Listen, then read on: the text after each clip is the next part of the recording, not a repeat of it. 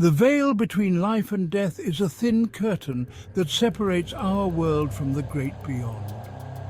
Tonight we delve into the unsettling world of ghost pets, animals so devoted in life that their souls linger after death. Prepare yourself as we journey into the darkness, where the line between the living and the dead blurs and loyal companions return with a haunting presence.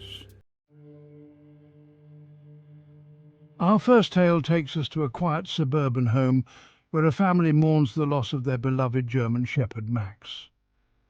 Max, a loyal companion for over a decade, died peacefully in his sleep, leaving a gaping hole in the family's heart. But their grief soon gave way to unease as strange occurrences began to plague their home. It started subtly at first, the soft padding of paws on the hardwood floor at night, always in the hallway outside the children's bedrooms. A low growl emanating from the empty living room, as if Max was still there guarding his home. The family dismissed it as their imaginations, their minds playing tricks on them in the wake of their loss. But then things escalated. Objects began to move on their own. The children's toys, left scattered on the floor, would be found neatly arranged in the center of the room by morning. Doors creaked open and slammed shut, seemingly with a mind of their own. The family dog, a nervous chihuahua named Coco, would cower in the corner, whimpering at something unseen. One evening, as the father sat alone in the living room, he felt a cold spot settle over him. The hair on the back of his neck stood on end, and a shiver ran down his spine. He turned slowly, his heart pounding in his chest. And there, in the doorway, he saw it, a faint, almost translucent form of a dog, its outline shimmering in the dim light.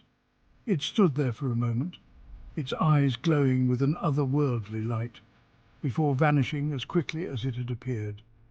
The man was frozen in place, his mind reeling from what he had just witnessed. The family, now convinced that Max's spirit was trapped in the house, called in a paranormal investigator. The investigator, using electromagnetic field detectors and other ghost hunting equipment, confirmed their suspicions. Max's energy, he explained, was still present in the house. The family decided to hold a séance, gathering in the living room, lighting candles and speaking to Max's spirit, assuring him that it was okay to cross over. From that day forward, the strange occurrences ceased. The family still felt Max's presence at times, but it was a comforting presence now, no longer tinged with fear. Our next story takes us to a dimly lit antique shop, its shelves overflowing with forgotten treasures and dusty relics. It was here that a young woman named Emily purchased an ornate antique mirror, its silver frame tarnished with age. She was drawn to its beauty, its air of mystery, unaware of the dark secret it held. Emily brought the mirror home and hung it in her bedroom, admiring the way it reflected the soft glow of the bedside lamp. But that night, as she lay in bed, she noticed something strange. A flicker of movement in the mirror's reflection, a fleeting shadow that darted across its surface. She dismissed it as a trick of the light, but as the nights went on, the shadows grew bolder, more defined. One night as Emily slept, she was awakened by a cold sensation on her cheek, as if someone was stroking her hair. She opened her eyes slowly, her heart pounding in her chest, and gasped at what she saw. Sitting on her chest, its luminous green eyes fixed on hers, was a jet-black cat. Its fur was sleek and shiny, its body solid and real, yet it seemed to radiate an unnatural chill. Emily, paralyzed with fear, could only watch as the cat leaned forward and rubbed its head against her cheek, purring softly. Then, as quickly as it had appeared, it vanished, melting into the shadows of the room. Emily learned from the antique shop owner that the mirror had once belonged to a wealthy widow who had been devoted to her black cat. When the cat died, The widow was inconsolable, refusing to believe that her beloved companion was truly gone. She had the mirror placed over the cat's favourite resting spot, hoping to catch a glimpse of its spirit. It seemed the widow's grief had imbued the mirror with a strange power, a conduit between the world of the living and the realm of the dead. The black cat, its spirit bound to the mirror, was now haunting Emily's bedroom, its ghostly presence both unsettling and strangely endearing. Emily, initially terrified, gradually grew accustomed to the cat's presence.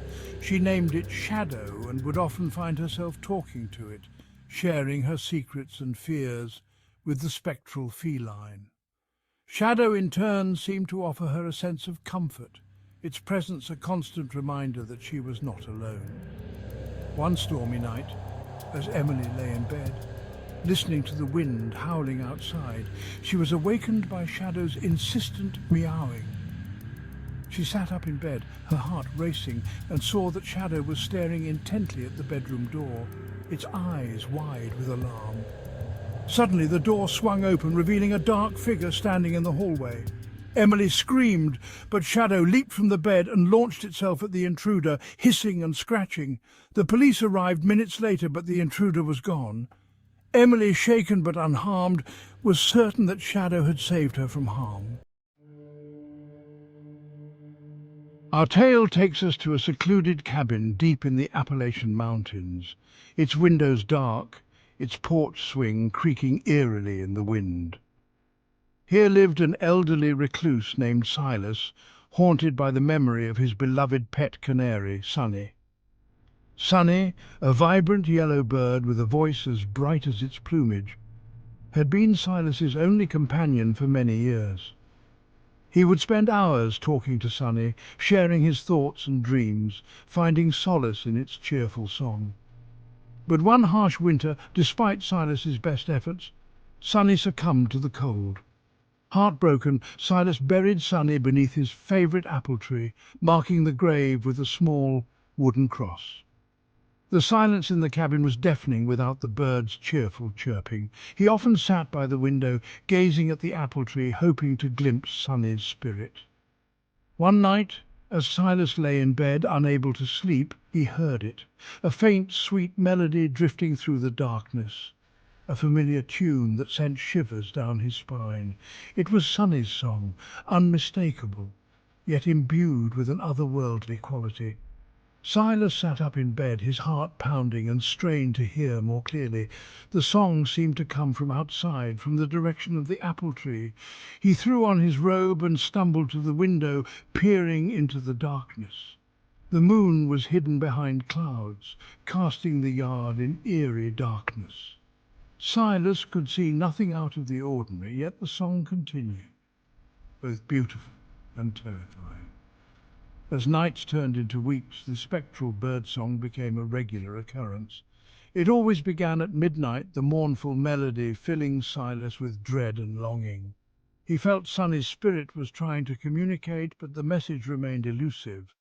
One stormy night, as thunder rattled the cabin and lightning illuminated the sky, the birdsong took on a frantic tone. Silas, unable to ignore it, grabbed his lantern and ventured into the storm. The wind howled, rain lashed his face, but Silas pressed on, drawn by Sunny's ghostly song. He stumbled through the darkness, his lantern casting flickering shadows until he reached the apple tree. As he approached, the birdsong reached a fever pitch, swirling around him like a vortex.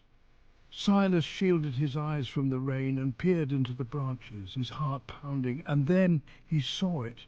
Perched on a branch, illuminated by lightning, was Sunny. The bird looked exactly as Silas remembered, its feathers vibrant, its eyes bright, but now an ethereal glow surrounded its body, making it appear as if made of moonlight. Sunny sang, its voice clearer and more powerful than ever. This time Silas understood. The song wasn't just a melody, it was a warning. As the last note faded, the wind picked up, tearing at the branches. Silas watched in horror as the tree swayed, its roots groaning. With a deafening crack, the tree toppled, crashing to the ground just inches from Silas. As we reach the end of our journey into the unsettling world of ghost pets, we're left with a profound sense of mystery and a deeper understanding of the enduring power of the human-animal bond. Do you have your own eerie encounters with ghost pets? Share your chilling stories in the comments below, and let's keep the conversation going. Until next time, sleep tight and keep a watchful eye on the shadows. You never know what might be lurking just beyond your sight.